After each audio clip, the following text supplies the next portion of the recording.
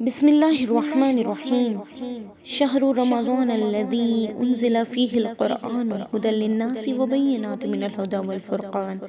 ماہ رمضان وہ مہینہ ہے جس میں قرآن نازل کیا گیا جو لوگوں کے لیے سرچشمہ ہدایت ہے، اور اس میں ہدایت اور حق و باطل کے امتیاز کی واضح نشانیاں موجود ہے۔ لفظ رمضان رمز سے ماخوذ ہے جس کے معنی جلانے کے ہیں، البتہ ایسا جلانا کہ جس میں دھواں اور راکھ نہ ہو۔ اس مبارک مہینے کا یہ نام رکھنے کی وجہ یہ ہے کہ رمضان المبارک کے مہینے میں انسانوں کے گناہ جل کر نابود ہو جاتے ہیں۔ ماہ رمضان قرآن کے نازل ہونے کا مہینہ ہے، اور یہ وہ تنہا مہینہ ہے کہ جس کا نام قرآن کریم میں آیا ہے، اور شب قدر بھی اسی مہینے میں واقع ہے۔ رسول اللہ احمد مجتبی محمد مصطفیٰ صلی اللہ علیہ وآلہ وسلم ارشاد فرماتے ہیں کہ تمام آسمانی کتابیں اسی ماہ رمضان میں نازل ہوئی ہیں، اور ماہ رمضان خداوند عالم کا بہترین مہینہ ہے۔ یہ وہ مہینہ ہے کہ جس میں میزبان خداوند عالم ہے اور مہمانوں کو اس نے خود دعوت دی ہے۔ یہ وہ مہینہ ہے کہ جس میں شب قدر، قرآن کا نزول، فرشتوں کا نزول ہونا، دعا کی قبولیت، روح کی لطافت اور دوزخ سے دوری ہے۔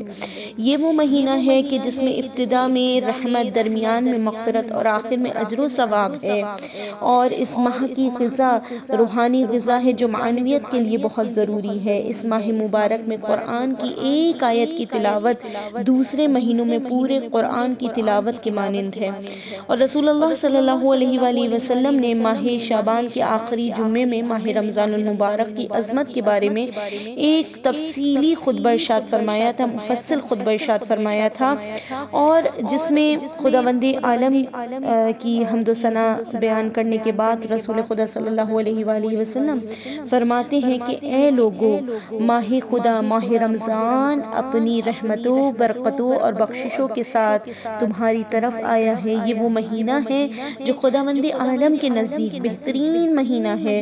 اس کے دن دوسرے تمام دنوں سے بہتر، اور اس کی راتیں دوسری تمام راتوں سے بہتر، اور اس کے تمام لحظات دوسرے تمام لحظات سے بہتر ہے۔ یہ وہ بابرکت مہینہ ہے کہ جس میں خداوند عالم نے تم سب کو اپنی مہمانی کی دعوت دی ہے۔ تم لوگ اس ماہ میں باکرامت ہو، تمہاری سانسیں اس ماہ میں تسبیح، تمہارا سونا عبادت ہے، اس ماہ میں تمہارے اعمال مقبول اور تمہاری دعائیں مستجاب ہیں۔ لہٰذا خدا سے خالصانہ نیت اور پاکیزہ دل کے ساتھ گناہوں اور برائیوں سے دور رہنے کا سوال کرو، اور یہ کہ وہ تمہیں اس ماہ میں روزے رکھنے اور تلاوت قرآن کی توفیق عطا فرمائے۔ بدبخت ہے وہ شخص جو اس ماہ میں خدا کی بخشش اور مغفرت سے محروم رہے۔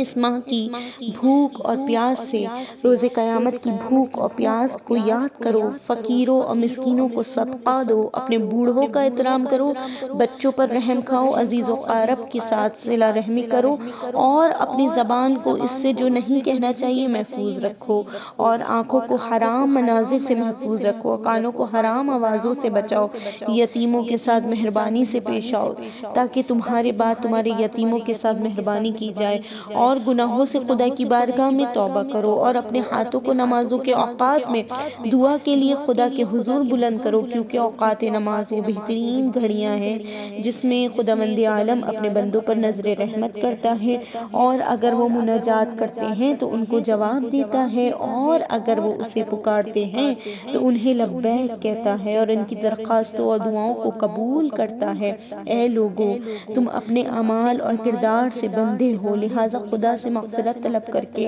خدا کو آزاد کرو، اور اپنے گناہوں کے بار گرہ کو طولانی سجدے بجا لا کر ہلکا کرو، اور جان لو کہ خداوند عالم نے اپنی عزت و جلالت کی قسم کھائی ہے کہ اس مہینے میں نماز پڑھنے والوں اور سجدے کرنے والوں پر عذاب نہیں کرے گا۔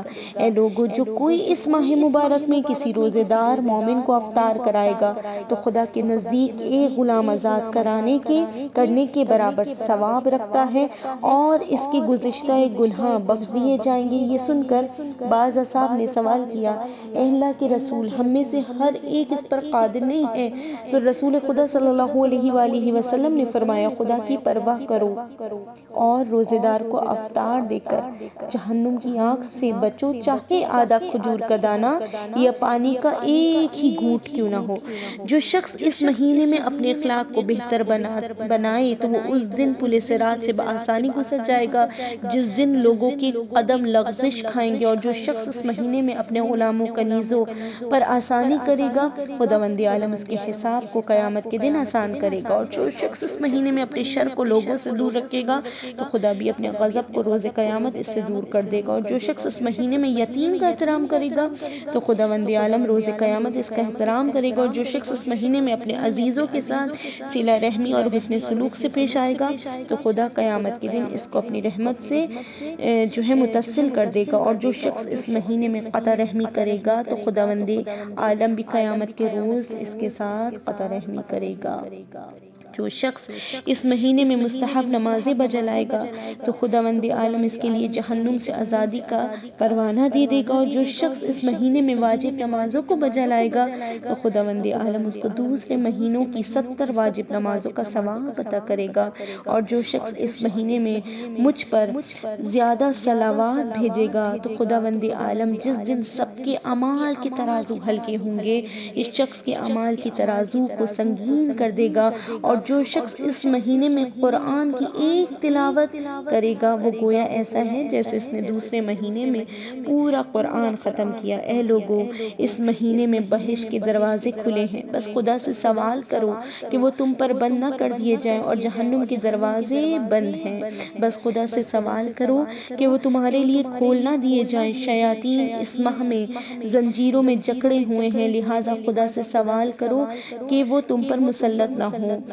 مولا کائنات علی بن ابی طالب علیہ السلام فرماتے ہیں کہ میں کھڑا ہوا عرض کی، اے اللہ کے رسول، اس ماہ میں افضل ترین عمل کون سا ہے؟ تو آپ نے فرمایا، اے ابو الحسن، اس مہینے کا بہترین اور افضل ترین عمل تقوی اور پرہیزگاری ہے۔